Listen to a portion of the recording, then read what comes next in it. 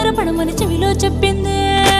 ఈ మాత్రం ఇంటే ఇస్తే సంటే కొట్టేనా, ఓ 2 3 మల్లెల చేతికి చుట్టేనా. ఈ అల్లరి గాలేమో అల్లుకు బొమ్మ